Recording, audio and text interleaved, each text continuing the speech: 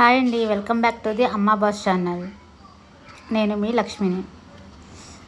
ఈరోజు మన ఛానల్లో నేను ఉసిరికాయ ఆవకాయ ఎట్లా ప్రిపేర్ చేస్తాము మా ఇంట్లోనూ అనేది మీకు చూపిస్తాను.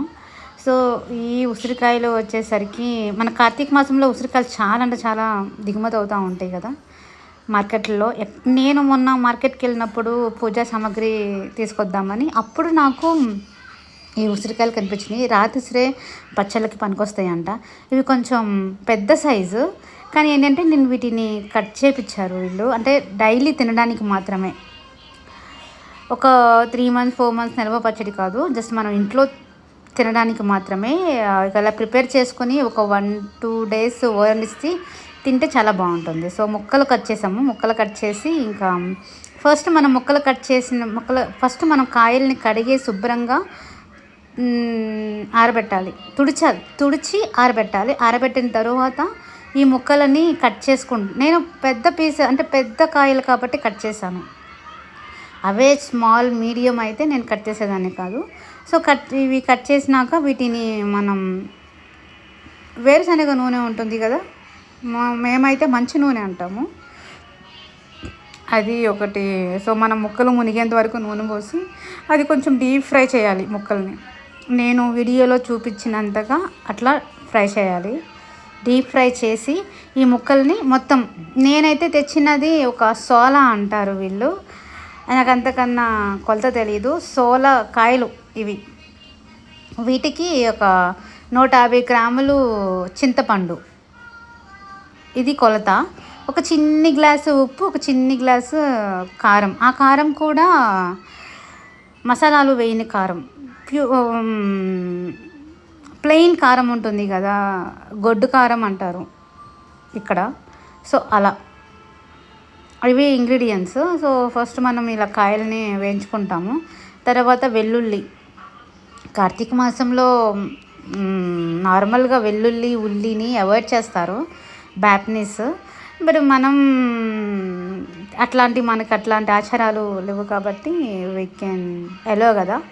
సో నెక్స్ట్ వచ్చేసరికి చింతపండు చెప్పాను కదా, 150 గ్రాముల చింతపండు, అది కాయలకు తగ్గినట్టు. కానీ మేము ఈ 150 గ్రాముల చింతపండులో కూడా మేము తీసేసాము, ఆఫ్ ద తీసేసి సరిపడిన, ఎందుకంటే చాలా తక్కువ పచ్చడి చేస్తున్నాం కాబట్టి దానికి తగ్గట్టు ఈ చింతపండుని యూస్ చేస్తాము. సో ఈ చట్నీ అనేది నేను ప్రిపేర్ చేయట్లేదు, మా చిలకమ్మ ఆంటీ ప్రిపేర్ చేసింది, మా కొలీగ్ అంటే మా నైబర్ ఆంటీ, నాట్ కొలీగ్ అంటే ఆఫీస్ మేట్ కాదు, అలవాటులో పొరపాటులో అలవాటు.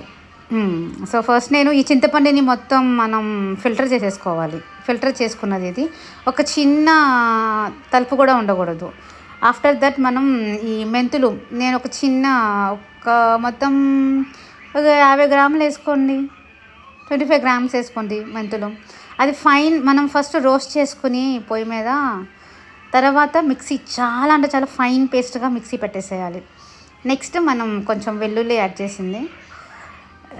సో వెల్లుల్లి యాడ్ చేసేసి దీన్ని కూడా కొంచెం బరకగా పేస్ట్ చేయాలి. మరీ హై పేస్ట్ వద్దు, జస్ట్ బరకగా. ఇది వరకు దంచేవాళ్ళు రోట్లో, బట్ ఏంటంటే ఇప్పుడు ఇలా మిక్సీలో వచ్చినాక మనం కూడా కొంచెం అప్డేట్ అయ్యాం. చెప్పాను కదా, ఒక టీ గ్లాస్ అంత చింతపండు అంటున్నానేంటి, ఉప్పు వేసాలి.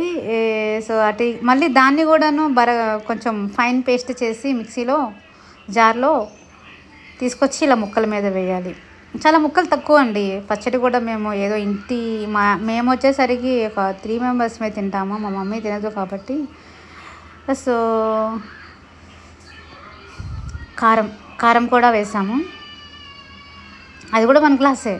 మీకు రుచికి తగ్గినట్టు వేయండి, మేము కారం కొంచెం తక్కువ తింటాం. ఇది కారం కూడా మా పల్లెటూరి కారం, గుంటూరు కారం అంటే తెలిసిందే కదా, ఫుల్ ఘాట్ ఉంటుంది. ఇది ప్లెయిన్ కారము. మేము ముందుగానే ఒక ప్లెయిన్ కారం పట్టించి పెడతాము.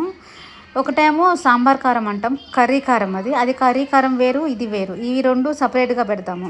సో నేను ముందు చెప్పినట్టు అది మనం ఫిల్టర్ చేసుకున్న చింతపండు ఉంటుంది కదా, ఆ చింతపండుని పొయ్యి మీద పెట్టి ఫుల్ కొంచెం ఉడకనివ్వాలి, బాయిల్ చేయనివ్వాలి ఫుల్. అది కొంచెం ఇంకిపోతుంది.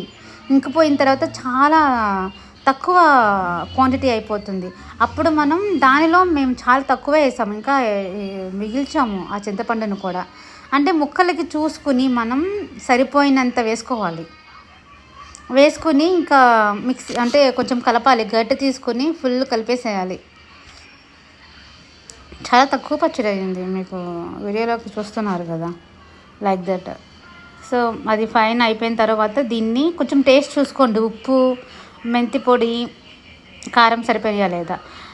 ఉప్పు తక్కువ ఎట్లా తెలుస్తుంది అంటే కారం ఘాటు వస్తుంది మనకి, కారం ఎక్కువ డామినేట్ చేసిద్ది మనం టేస్ట్ చూసినప్పుడు. అప్పుడు మనం ఉప్పు కలుపుకోవాలి. మరి ఈ టైంలో ఉప్పు కలుపుకోవాలి, తర్వాత ఉప్పు కలుపుకోకూడదు. ఉప్పు కలుపుకుంటే ఏంటంటే బూజు ఒక వైట్ బూజల్లే వచ్చేసిద్దంట. సో మనం ఈ టైంలోనే ఉప్పు సరిపోయిందా లేదా అని చూసుకొని ఉప్పు కలుపుకోవాలి.